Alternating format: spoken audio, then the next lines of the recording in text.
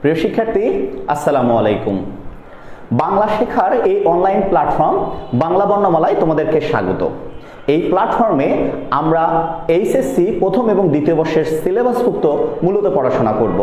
কিন্তু আজকে প্রথম ক্লাসে আমাদের পদ্য গদ্য ব্যাকরণের মধ্যে থেকে আমরা ব্যাকরণটা নিয়ে শুরু করতে যাচ্ছি।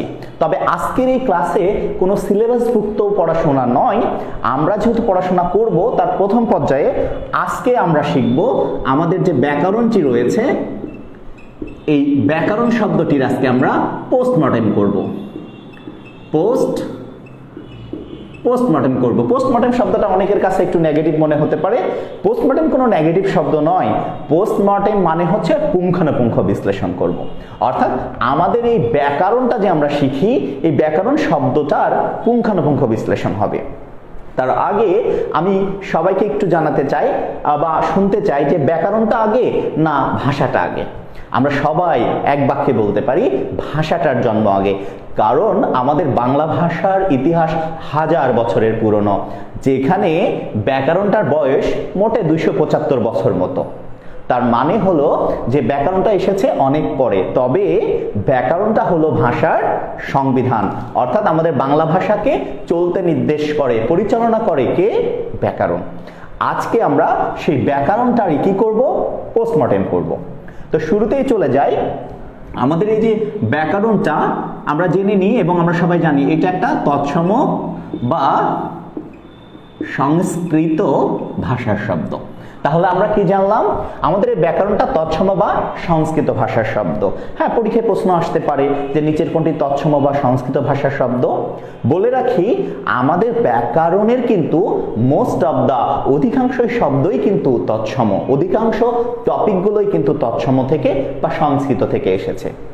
এখন ব্যাকরণটা যে তৎসম ভাষার শব্দ, এইটা আমরা বুঝবো কিভাবে? তো শুরুতেই আমি চলে যাই যে তৎসমটা কিভাবে বোঝা যায়। এক নম্বর বিষয়, তৎসম শব্দ চেনার ক্ষেত্রে কিন্তু বেশ অনেকগুলো নিয়ম রয়েছে। আজকে আমি শুধু দুইটা বিষয় অবতারণা করব এখানে। প্রথম বিষয় মনে রাখতে হবে, যদি কোনো শব্দের ভেতরে যদি এই মূর্ধন্য শব্দটা থাকে তাহলে সেটা তৎসম শব্দ, কারণ আমরা নত্যবিধানের নিয়ম অনুসারে সেটা কিন্তু বলতে পারি। নত্যবিধানের নিয়ম নিশ্চয়ই সকলের জানা রয়েছে। পাশাপাশি আরেকটা বিষয় বলবো, কোনো শব্দের বানানে যদি এই মূর্ধন্য শটা থাকে তাহলেও সেটা হবে হচ্ছে আমাদের তৎসম শব্দ। তার মানে আমরা এখান থেকে দুইটা বিষয় শিখলাম। সেটা হলো কোনো বানানে অর্থাৎ কোনো শব্দের ভেতরে মূর্ধন্য বা মূর্ধন্য শ থাকলেই সেটা হয়ে যাবে তৎসম শব্দ।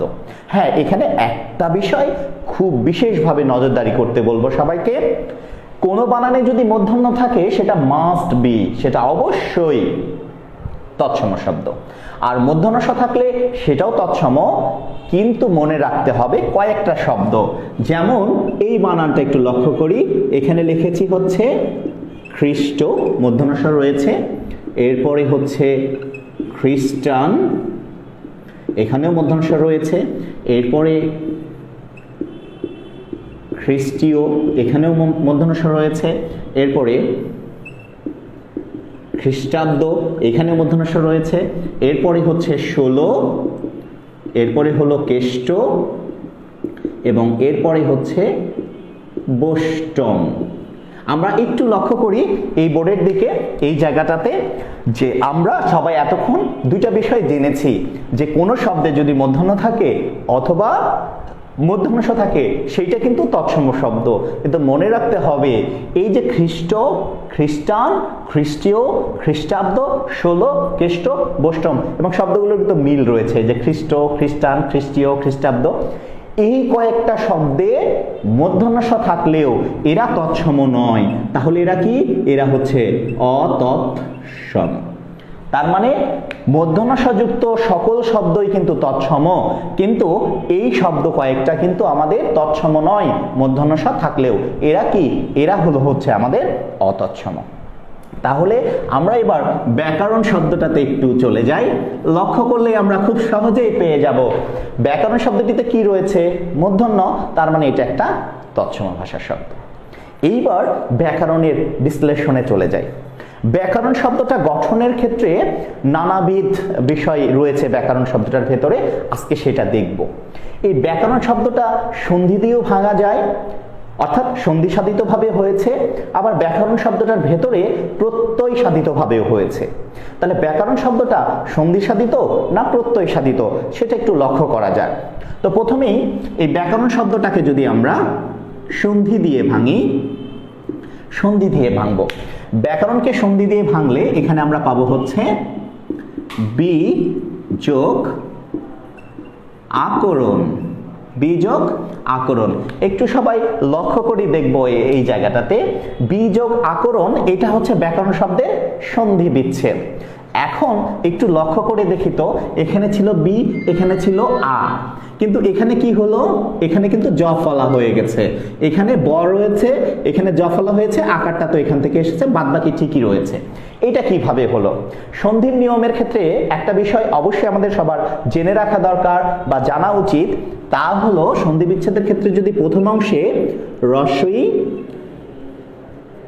অথবা দীর্ঘই থাকে এবং তারপরে অন্য যে কোনো স্বরবর্ণ থাকে, অন্য যে কোনো স্বরবর্ণ থাকে, তাহলে এই পাশে যদি স্বরবর্ণ থাকে, এই পাশে রস্বই এবং দীর্ঘই থাকে, তাহলে কিন্তু সেইটা উভয় মিলে হয়ে যায় হচ্ছে জ ফলা।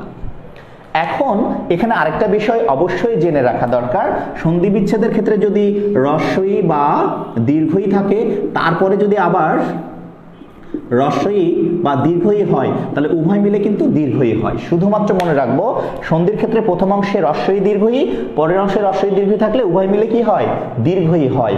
এই রস্বই দীর্ঘই ওই পাশে না থেকে অন্য কোনো স্বরবর্ণ যদি থাকে, তাহলে উভয় মিলে কি হয়? জ ফলা হয়। তাহলে আমরা চলে যাই এখানে বি, তার মানে কি? ব রয়েছে, তারপরে কি রয়েছে? একটা রস্বই রয়েছে, তারপর প্রথমে এখানে কি রয়েছে? আ, আ একটা কি? স্বরবর্ণ। তাহলে রস্বইয়ের পরের অংশে কি রয়েছে? একটা আ রয়েছে। তাহলে রস্বইয়ের পর যদি অন্য কোনো স্বরবর্ণ থাকে, উভয় মিলে কি হয়? জ ফলা হয়। এই জন্য লক্ষ্য করে দেখো, ব এর পর রস্বই আর আ মিলে কি হয়েছে? এই যে ব্যা, জ ফলা হয়েছে। তার মানে ওখানে ব্যা হওয়ার কিন্তু অবশ্যই একটা কারণ আছে, এবং এইটা রুলস সব জায়গায় কিন্তু প্রযোজ্য। যেমন আমি যদি এখানে একটা শব্দ লিখি, দেখো বি যোগ অর্থ, তাহলে এখানে কি রয়েছে? লাস্টে রস্বই রয়েছে, তারপর এখানে কি? অ রয়েছে, দুইটা মিলে কি হবে? এই যে ব্যর্থ। এটা তো আ নয়, এটা অ, এই জন্য এখানে অ কিন্তু রয়েছে, তাহলে দেখো ব্যর্থ।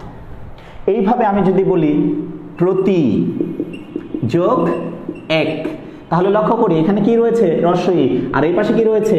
অন্য কোনো স্বরবর্ণ রয়েছে, এই জন্যই তো এটা হয়েছে প্রত্যেক, এই যে জ ফলা হয়েছে। তার মানে আমরা যদি খুব ভালোভাবে একটু লক্ষ্য করি যে ব্যাকরণ শব্দটির যে সন্ধি বিচ্ছেদ, সেই সন্ধি বিচ্ছেদ হচ্ছে বি যোগ আকরণ। এইবার এটার বিশদ বিশ্লেষণে চলে যায়। সবাইকে লক্ষ্য করতে হবে, আমরা যদি ব্যাকরণকে বিশ্লেষণ করি তাহলে আমরা পাবো হচ্ছে ঠিক বি যোগ আ যোগ ক্রি যোগ অন ব্যাকরণ। অর্থাৎ ব্যাকরণকে কিন্তু আমরা সবাই জানি বিশ্লেষণ করলে চারটা রূপ, চারটা বিষয় পাওয়া যায়, সেটা হচ্ছে বি যোগ আ যোগ ক্রি যোগ অন। সবাই একটু মনোযোগ দিয়ে লক্ষ্য করি, আমরা কিন্তু ব্যাকরণের সন্ধি বিচ্ছেদের প্রথম অংশে দেখেছি বি যোগ আ মিলে ব্যা হয়েছে, এবং পরের অংশটাকে একটু বিশ্লেষণ করব আমরা সবাই। এই যে এই জায়গাটাতে লক্ষ্য করি এবং এই জায়গাটাতে লক্ষ্য করি, তাহলে বি যোগ আ মিলে কি হয়েছে? ব্যা। এই যে বি যোগ আ মিলে ব্যা হয়েছে, এটা কিভাবে এসেছে? সন্ধির মধ্যে দিয়ে এসেছে। এইবার আমরা এখানে লক্ষ্য করি, এই যে ক্রি যোগ অন, ক্রি যোগ অন ইকুয়াল টু কি? করণ। তাহলে সবাই একটু বোঝার চেষ্টা করি তো, এই যে ব্যাকরণের প্রথম অংশে অর্থাৎ ব্যাকরণকে বিশ্লেষণ করলে যে বিষয়টি পাওয়া যায় বি যোগ আ আর ক্রি যোগ অন, তাহলে বি যোগ আ এটা মিলে ব্যা হয়েছে, এটা কি সন্ধির নিয়মে হয়েছে। এবার ক্রি অর্থাৎ ক্রিয়ার মূল কাজ, আর অন এটা কিন্তু একটা কি? প্রত্যয়। এটা একটা কি? প্রত্যয়। তাহলে ক্রি যোগ অন এটা প্রত্যয় যোগে গঠিত হয়েছে কি? করণ। তার মানে ব্যাকরণ শব্দটির প্রথম অংশটা এসেছে সন্ধির নিয়মে, আর পরের অংশটা এসেছে কি প্রত্যয়ের নিয়মে। এখন প্রশ্ন হলো, ভাইয়া ব্যাকরণ শব্দটির প্রথম অংশ তো সন্ধির নিয়মে গঠিত হয়েছে, আর পরের অংশটা কিন্তু গঠিত হয়েছে কি প্রত্যয়ের নিয়মে। তাহলে আমরা ব্যাকরণ শব্দটিকে কি সন্ধি সাধিত বলবো না প্রত্যয় সাধিত বলবো, নাকি আমরা সন্ধি প্রত্যয় উভয় সাধিত বলবো? কারণ পরীক্ষার অনেক ক্ষেত্রে প্রতিযোগিতামূলক পরীক্ষায় তো এইটা কিন্তু সন্ধি সাধিতও থাকতে পারে, প্রত্যয় সাধিতও থাকতে পারে, আবার সন্ধি প্রত্যয় থাকতে পারে। তো এর ভিতর যেহেতু দুইটাই রয়েছে, আমাদের অ্যান্সারটা আমি বলে দিই প্রথমে, এইটা হবে হচ্ছে প্রত্যয় সাধিত, প্রত্যয় সাধিত। আর প্রশ্ন হলো এটাকে আমি সন্ধি সাধিত কেন বলবো না? আচ্ছা, কেন বলবো না এর জন্য আমি দুইটা বিষয়ের অবতারণা করব। এক নম্বর বিষয় হলো, লক্ষ্য করে দেখি, ব্যাকরণ এই শব্দটা সন্ধির মাধ্যমে গঠিত হয়েছে, আবার প্রত্যয়ের কিছু অংশ গঠিত হয়েছে।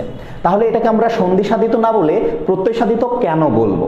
লক্ষ্য করি, বাংলা শব্দ গঠনের কিন্তু বেশ কিছু প্রক্রিয়া রয়েছে, যেমন সমাস, যেমন উপসর্গ, প্রকৃতি প্রত্যয়, সন্ধি, এগুলো হচ্ছে বা পদ পরিবর্তন, এগুলো কিন্তু শব্দ গঠনের উপায়। অর্থাৎ সন্ধিও একটা শব্দ গঠনের উপায়, প্রত্যয় একটা শব্দ গঠনের উপায়, উপসর্গও কিন্তু একটা শব্দ গঠনের উপায়। তাহলে এটা গঠিত হওয়ার ক্ষেত্রে আমি প্রত্যয় সাধিত কেন বলছি? সবাইকে মনে রাখতে হবে, আমি দুইটা পদ্ধতি বলে দিচ্ছি এই ক্ষেত্রে। সেটা হলো, শব্দ গঠনের ক্ষেত্রে সন্ধির চেয়েও উপরে অবস্থান করে হচ্ছে প্রত্যয়। অর্থাৎ শব্দ গঠন হওয়ার ক্ষেত্রে সন্ধি হচ্ছে প্রধান উপায় নয়, শব্দ গঠনের ক্ষেত্রে প্রত্যয় হচ্ছে প্রধান উপায়। সেক্ষেত্রে এটা আমরা প্রত্যয় সাধিত বলবো, যেহেতু এটা প্রধান উপায়। এবার আরেকটা বিষয় বিশ্লেষণ করলে আরো পরিষ্কার হবে। আমরা সবাই একটু লক্ষ্য করে দেখি তো, এখানে এই যে প্রত্যয় দিয়ে গঠিত যে শব্দটা এসেছে কি করণ, অর্থাৎ ক্রিয়াযোগণ করণ। করণ মানে কি আমরা সবাই জানি, যন্ত্র, সহায়ক বা উপায়। তাহলে করণ শব্দের অর্থ হচ্ছে যন্ত্র, সহায়ক বা উপায়। তার মানে প্রত্যয় দিয়ে গঠিত অংশটুকুর অর্থ হলো যন্ত্র, সহায়ক বা উপায়। এবার আসি, এই যে বি যোগ আ ইকুয়াল টু কি বে, এই বে কথাটা কিভাবে আসছে? সন্ধি সাধিত ভাবে। কিন্তু লক্ষ্য করে দেখি তো, এই যে বি বা এই যে আ, এই বি একটা কি উপসর্গ, আ একটা কি উপসর্গ। তার মানে সন্ধির অংশে যেটা গঠিত হয়েছে বে, তার ভিতরে রয়েছে বি আর আ। আমরা সবাই জানি যে বি এবং আ হলো একটা উপসর্গ। ওই যে আশু, বিনি, অ, অঘা, অজ, অনা, এই যে বিভিন্ন উপসর্গ রয়েছে, এই দুটো উপসর্গ। আর আমরা সবাই জানি উপসর্গের কি নেই? উপসর্গের অর্থবাচকতা নেই, কিন্তু অর্থদ্বৈতকতা রয়েছে। তার মানে বি এবং আর কোনো অর্থবাচকতা নেই, অর্থদ্বৈতকতা রয়েছে। তার মানে বি আর আ একটা উপসর্গ যার নিজস্ব কোনো অর্থ নেই। যার নিজস্ব অর্থ নেই, কিন্তু এখানে প্রত্যয় সাধিত করণের কিন্তু একটা অর্থ রয়েছে, তাই এটা আমরা বলবো প্রত্যয় সাধিত। তার মানে ব্যাকরণ শব্দটির প্রথম অংশটা সন্ধি দিয়ে, পরের অংশটা প্রত্যয় দিয়ে গঠিত হলেও শব্দ গঠনের ক্ষেত্রে কার অবস্থান উপরে? প্রধান উপায়টা কি প্রত্যয়, আর সন্ধি কি প্রধান উপায় নয়। সেই দৃষ্টিকোণ থেকেও এটা প্রত্যয় সাধিত।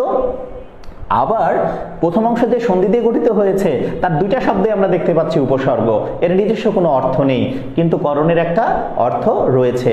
তার মানে এটা সন্ধি সাধিত আমরা বলবো না, তবে প্রথম অংশটা সন্ধি সাধিত ভাবে গঠিত হয়েছে।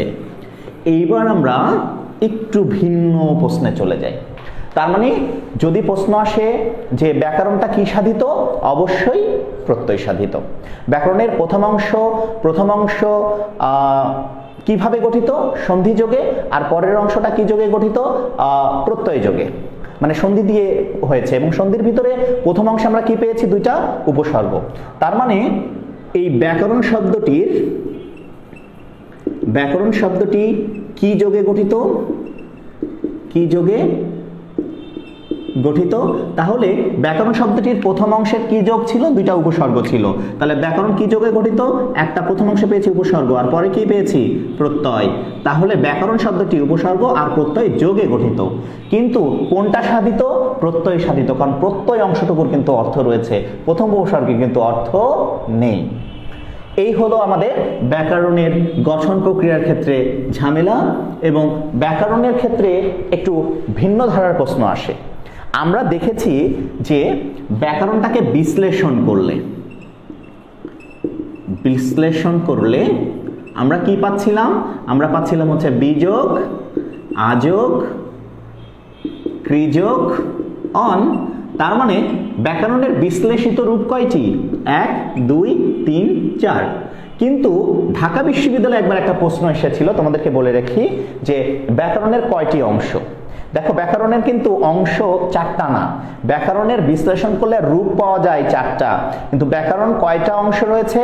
ব্যাকরণের অংশ যদি আমি বলি, ব্যাকরণের অংশ হলো আমাদের 2টা। কি কি অংশ? এই যে প্রথম অংশটা গঠিত হয়েছিল বিযোগ আ, কি অংশ? ব্যয়, অর্থাৎ সন্ধির একটা অংশ রয়েছে এখানে। আর পরেরটা প্রত্যয় সাধিত কি? করণ। এই হচ্ছে করণ। তাহলে কয়টা অংশ পেলাম? 2টা। তাহলে এখন যদি আমি তোমাদেরকে প্রশ্ন করি যে ব্যাকরণের প্রথম অংশটি কি দিয়ে গঠিত হয়েছে? উপসর্গ দিয়ে গঠিত হয়েছে, কি যোগে? সন্ধির মাধ্যমে। আর পরের অংশটা কি? প্রত্যয়, অর্থাৎ এইটা হচ্ছে প্রত্যয়ের অংশ আর এইটা হলো আমাদের সন্ধির অংশ, যে সন্ধির ভিতরে 2টা উপসর্গ রয়েছে। এই হচ্ছে আমাদের ব্যাকরণের 2টা অংশ। আর ব্যাকরণের রূপ কয়টা? 1 2 3 4টা রূপ, বা ব্যাকরণকে বিশ্লেষণ করলে কয়টা রূপ পাওয়া যাবে? 4টি রূপ পাওয়া যাবে। আর অংশ কয়টা? 2টাই। ওই যে প্রথম অংশটা সন্ধি দিয়ে আর পরের অংশটা প্রত্যয় দিয়ে, একটা হচ্ছে করণ আর একটা হচ্ছে ব্যয়। তাহলে কয়টা অংশ? 2টা অংশ।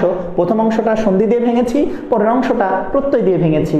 কিন্তু সন্ধি সাধিত না প্রত্যয় সাধিত বললে প্রত্যয় বলছি, কারণ ব্যয়কে ভাঙলে বিযোগ আ পাওয়া যায়, যার কোনো অর্থ নেই, কিন্তু করণ অর্থ যন্ত্র সহায়ক উপায়, যার একটা অর্থ রয়েছে, তার মানে এটা প্রত্যয় সাধিত। ওকে, এইবার আসি বিযোগ আযোগ ক্রিযোগ অন, অর্থাৎ এই যে বি, এটা কিন্তু হচ্ছে বিশেষ, আর আ এটা কিন্তু সম্যক। ক্রি মানে আমরা জানি ক্রিয়া, কাজ। আর অন একটা প্রত্যয়, যার অর্থ হচ্ছে চালু বা করণ, যন্ত্র সহায়ক বা উপায়। এই ব্যাকরণকে বিশ্লেষণ করলে, অর্থাৎ আমরা কিন্তু জানি ব্যাকরণ হলো মানে হলো বিশেষভাবে বিশ্লেষণ, অর্থাৎ এর প্রত্যেকটা শব্দ কিন্তু বিশেষভাবে বিশ্লেষণ করে সবকিছুকে। এই হচ্ছে বিষয়। এবং আজকের শেষ যে বিষয়টা আমি তোমাদেরকে ব্যাকরণ থেকে জানাবো, আমরা সবাই জানি। তাহলে ব্যাকরণটা আরেকবার রিভিউ করি। ব্যাকরণটা কোন ভাষার? সংস্কৃত বা তৎসম ভাষার। তার উপায় কিন্তু আমরা জানি। ব্যাকরণের প্রথম অংশটা সন্ধি দিয়ে গঠিত হয়েছে, পরের অংশটা প্রত্যয় দিয়ে। কিন্তু এটা কি সাধিত বলছি? প্রত্যয়। কেন বলছি তার উত্তর কিন্তু আমি দিয়েছি। এবার ব্যাকরণের রূপ কয়টি? বিশ্লেষণ করলে কয়টি পাওয়া যায়? 4টি পাওয়া যায়। কিন্তু ব্যাকরণের অংশ কয়টি? 2টি। এখন আমরা কিন্তু সবাই জানি যে প্রত্যেক ভাষার, অর্থাৎ প্রত্যেক ভাষার ব্যাকরণের মোট 4টি আলোচিত বিষয় থাকে। এখন এটা শুধু বাংলা ব্যাকরণের না, এটা সব ব্যাকরণেরই 4টি আলোচিত বিষয় থাকে।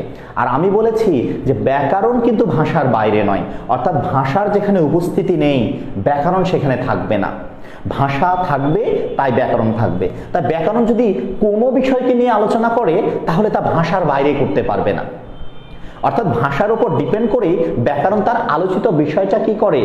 ব্যাকরণ তার আলোচিত বিষয়টি পরিচালনা করে।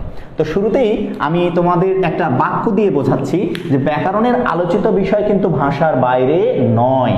যেমন আমরা এখন যদি বলি, আমরা প্রতিদিন নদী পাড়ে যাই। আচ্ছা, সবাই লক্ষ্য করি, আমরা প্রতিদিন নদী পাড়ে যাই কথাটা যখন বলছি, ঠিক তখন এটার কি একটা অর্থ তোমার কাছে পৌঁছেছে কি না? পৌঁছেছে, এটার একটা অর্থ আছে। আচ্ছা, এখানে দাঁড়িয়ে দিয়েছি, লক্ষ্য করি, তাহলে এটা কি একটা বাক্য? তার মানে এই ভাষাটার ভিতরে কি রয়েছে? একটা বাক্য রয়েছে। এরপরে এর ভিতরে 1 2 3 4 এই যে ভাষার অন্তর্গত পদ, এবং এই এক একটা পদে কি এক একটা শব্দ। তার মানে একটা ভাষার ভিতরে কি রয়েছে? শব্দও রয়েছে। এবং এই শব্দগুলোকে বিশ্লেষণ করলে আ ম রা পাবো। এবং আমরা জানি এগুলো এক একটা কি? এগুলো এক একটা হচ্ছে ধ্বনি। তাই আমরা একটা বাক্য, অর্থাৎ ভাষার একটা বাক্যকে বিশ্লেষণ করে যে জিনিস পেলাম, এর একটা অর্থ রয়েছে, এর ভিতরে একটা বাক্য রয়েছে, এটা কি এর ভিতরে শব্দ রয়েছে, এবং শব্দগুলোকে ভাঙলে ধ্বনি পাওয়া যায়। তাই যখন যেটাকে নিয়ে ব্যাকরণ আলোচনা করে তখন সেটা সেই তত্ত্বের মধ্যে। তার মানে আমরা জানি ধ্বনি, তত্ত্ব, শব্দ, তত্ত্ব, বাক্য তত্ত্ব, অর্থ তত্ত্ব। তার মানে হলো একটা ভাষার ভিতরে যতগুলো বিষয় পাওয়া যায়, যতগুলো দিক পাওয়া গেল, তার প্রত্যেকটা দিক নিয়ে কে আলোচনা করে? ব্যাকরণ আলোচনা করে।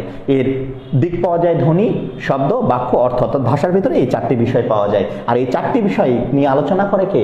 আমাদের ব্যাকরণ। এই হচ্ছে আজকে আমাদের ব্যাকরণ ক্লাস। আমি আবারও বলে দিচ্ছি, এটা একটা অনলাইন শিক্ষা প্ল্যাটফর্ম এবং এটা আমাদের জন্য এখানে ব্যাকরণের প্রথম ক্লাস থাকলো, কিন্তু এরপরে আমাদের উচ্চ মাধ্যমিক সিলেবাসের ওপরেই এই অনলাইন প্ল্যাটফর্মে ক্লাস পরিচালিত হবে। হতে পারে পদ্য, হতে পারে গদ্য, হতে পারে ইন্টারমিডিয়েট যে অন্তর্ভুক্ত সিলেবাস ব্যাকরণ সেটি। এবং আস্তে আস্তে এখানে ক্লাস দিয়ে আমরা সমৃদ্ধ করব এই প্ল্যাটফর্মটিকে, এবং যার যেমন প্রয়োজন অনুসারে যে কোনো টপিকই এখান থেকে দেখে নেওয়া সম্ভব হবে। এটা আমাদের প্ল্যাটফর্ম, তাই এইটাকে উজ্জীবিত করা, এটাকে ধরে রাখা আমাদের সকলের দায়িত্ব। তাই আমি বলবো, যারা এইচএসসি আমার এই প্ল্যাটফর্মে যুক্ত হয়েছো, তোমরা তোমাদের ফ্রেন্ড সার্কেলকে যুক্ত করে নাও। হ্যাঁ, তবে এইচএসসির বাইরে করো না, কারণ এই প্ল্যাটফর্মটা যেমন শিক্ষার একটা কেন্দ্র হবে, আবার ঝামেলার কেন্দ্রেও পরিণত হতে পারে যদি আমরা বাইরের অযাচিত এখানে সংযুক্ত হই। এখানে শুধু HSC first year second year বন্ধুদেরকেই আমরা এখানে সংযুক্ত করব, এখানে ক্লাস করব, এই প্ল্যাটফর্মটাকে নিয়ে আমরা সামনে আগাবো এবং ইন্টারেস্ট সিলেবাস সম্পর্কে এখানে ধারণা থাকবে, পাশাপাশি এখান থেকে শেখার একটা জায়গাও তৈরি হবে। এই জন্য বেশি বেশি শেয়ার, বেশি বেশি কমেন্টস চাই, কারণ ওইটাই তো আমার রসদ। তো আজকের ক্লাস এ পর্যন্তই। সে পর্যন্ত তোমরা সবাই ভালো থাকো, সুস্থ থাকো। আসসালামু আলাইকুম।